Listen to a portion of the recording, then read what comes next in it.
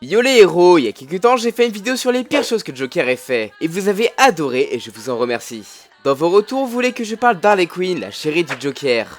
On va parler de ses origines, de sa création, et on va découvrir plus en détail sa relation avec le Joker. Et restez bien jusqu'au bout de la vidéo, j'organise un concours pour que l'un de vous puisse me voir à la Comic Con. Sa création.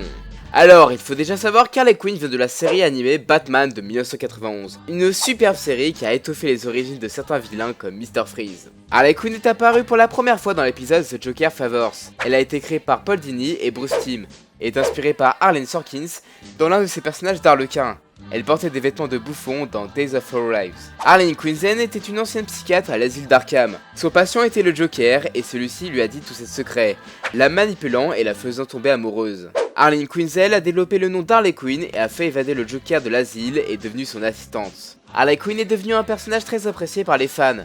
Elle apparaît dans pas mal d'épisodes de la série, les plus mémorables sont Harvey and Ivy, Harley's Holidays et Mad Love. Le personnage est tellement populaire qu'elle est apparue dans les comics de la série animée. Elle est apparue dans The Batman Adventure 12 en 1993. Le premier comics où elle apparaît est dans Batman Thrill Killer, mais c'est un univers alternatif, c'est dans Batman Harley Quinn qu'elle sera intégrée dans l'univers DC. Elle a eu son propre dessin animé, Gotham Girls.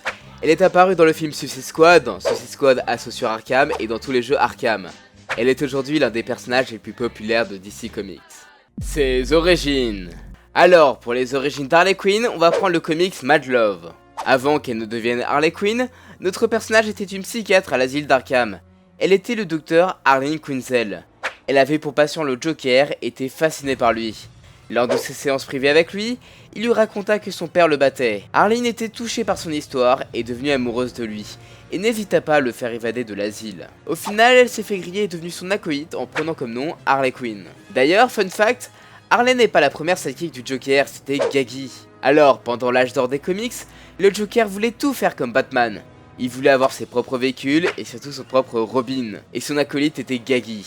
Bon, le Joker est allé à l'asile d'Arkham et Gaggy est en prison.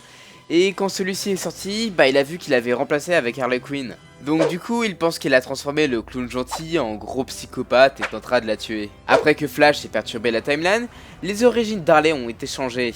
Elle vivait dans une famille assez turbulente, elle a fait des études de psychologie, a été envoyée dans l'asile d'Arkham. Elle pensait être le meilleur docteur et pour l'être vraiment, elle a voulu enlever la frontière docteur-patient en se déguisant et en devenant une patiente. Elle est tombée sous le charme du Joker et s'est fait virer de son boulot. Elle s'est échappée avec le Joker qui l'a poussée dans un bain chimique similaire à celui qui a changé l'apparence du Joker. Donc, contrairement à ses premières origines où son apparence est due à pas mal de maquillage, là c'est permanent. Et son costume a pas mal changé aussi. Elle ne porte plus de costume d'Harlequin. Elle porte un costume qui a plus de sex appeal. Bon, beaucoup de gens ont trouvé que ça dénaturait le personnage. Je le pense aussi. Bon, sinon, il se trouve qu'elle est très intelligente, qu'elle est très agile, et elle sait très bien se battre. Je me demandais pourquoi elle était dans la Suicide Squad, vu que comparé à un crocodile, au meilleur sniper au monde, et un mec qui peut te cramer, elle n'a rien pour plaire. En fait, elle est très utile pour les missions d'infiltration, et elle est qualifiée de génie par Amanda Waller. Elle fait également partie du groupe Siren, composé de Poison Ivy et de Catwoman. Sa relation avec le Joker. Vous voulez savoir ce que je pense de sa relation avec le Joker, le gros raté dans Suicide Squad? Bon, je défends le Joker de Suicide Squad parce qu'il est très inspiré au niveau des costumes. Il reprend le mode de pensée du Joker de Brian Azzarello. Mais bon, je préfère quand même Heath Ledger. Mais bref. Dans Suicide Squad, le Joker est fou amoureux d'Harley, alors qu'en fait, il s'en fout. Dans l'épisode Mad Love de la série animée, elle a capturé Batman pour le Joker. Elle a dit à Batman qu'il serait content d'elle. Batman déjà il se marre bien et bon il fait peur. I've never seen you laugh before. I don't think I like it. Cut it out. You give me the creeps. You little fool. The Joker doesn't love anything except himself. Le Joker n'aime que lui. Il veut que ce soit lui qui tue le Batman. La seule chose dont il est obsédé, qui le fascine, ce n'est pas Harley, c'est Batman. Le Joker lui ment, il est violent avec elle et a tenté de la tuer plusieurs fois. C'est suite à une tentative du meurtre du Joker qu'elle devient amie avec Poison Ivy. Elle lui raconte tout et Ivy lui donne une potion qui l'immunise contre les toxines du Joker. Même s'il arrive par moments que le Joker puisse montrer de l'affection, ça reste très rare et dans 99% du temps, la relation est toxique. Il se sert d'Harley comme d'un objet. Dans les New 52, Harley ne reconnaît plus le Joker. Elle trouve que c'est un monstre, bon, en même temps là il est vachement creepy. Sinon, elle a déjà eu des relations avec Deadshot et a déjà eu un rendez-vous avec Bruce Wayne. Elle ne dépend pas que du Joker. Même si les comics Suicide Squad ne sont pas très bons, voire même plutôt mauvais, on peut voir une approche intéressante du personnage.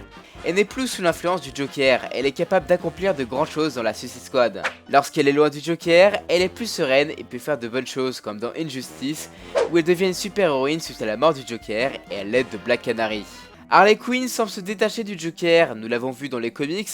Dans le film d'animation Batman et Harley Quinn, elle devient indépendante, mais j'ai peur d'une chose. Vu que c'est un personnage très populaire, j'ai pas spécialement envie que ça soit comme Deadpool, qu'il soit mis à toutes les sauces tout le temps, et qu'on en soit gavé.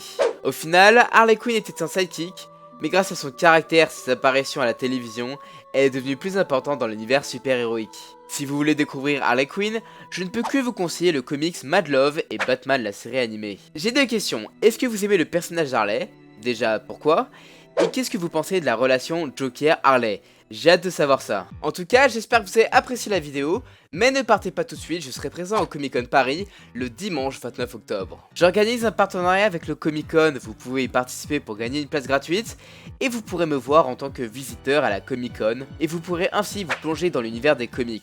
Pour y participer, rien de plus simple, vous pouvez vous abonner à la page Twitter du Comic Con, retweeter mon post sur le concours, et s'abonner à mon compte, sinon je pourrais pas vous contacter et vous donner les places. Le gagnant sera évidemment tiré au sort. Bon, j'y vais, vous pouvez faire péter la barre des likes, partager la vidéo sur les réseaux sociaux, ça m'aiderait à me faire connaître. Vous pouvez me demander de faire une vidéo, c'est gratuit.